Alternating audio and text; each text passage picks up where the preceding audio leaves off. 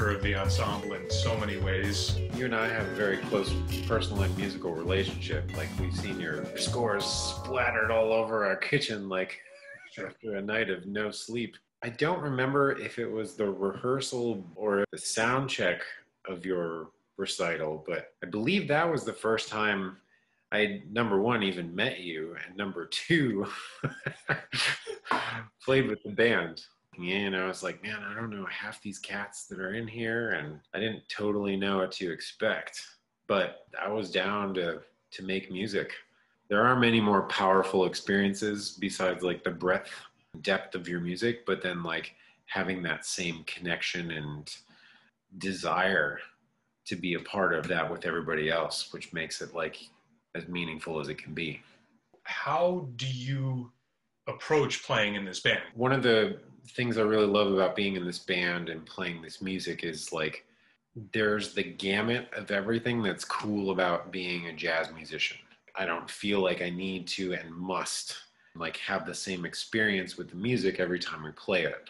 That's a thing that sometimes can be very liberating and sometimes can be very terrifying. You know when, you know, you have the liberty to go off the rails and when you can, you know, exercise that influence. On volume 2, do you have a favorite track? Like the 9 Inch Nails tune, like Burn for me, I was like, it's nostalgic. So like, I love that. The Eric Whitacre, that might be my favorite thing. And I don't even play on it. I would always want to stick around in rehearsal to listen to that. It's so gratifying to hear great musicians do what great musicians do. You get 8 extraordinary brass musicians. You just let them feel each other as a section. I feel like I more so have moments.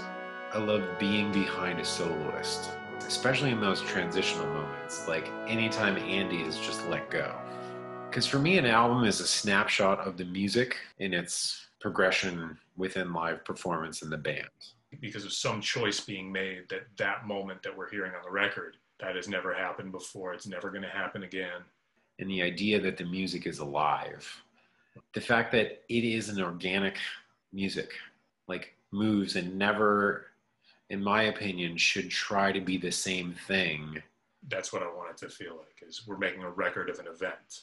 And if you come see another event, you might have a similar experience, but you'll never have the same experience.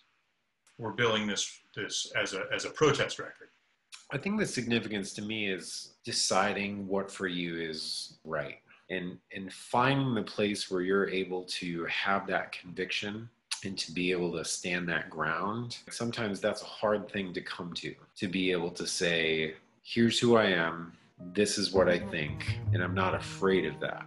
You curate the music in a way that allows your conviction to come through, even down to like who the musicians in the band are. You're writing for individuals. And I think part of that curates into the idea of this being a deliberate and personal stance through music. Are there things that you would want to ask? So how do you balance the harmony that you hear within like the specific timbre of each musician that you're writing for? When I'm writing in a way that is uniquely me, I think what I'm doing is I am reverse engineering a texture.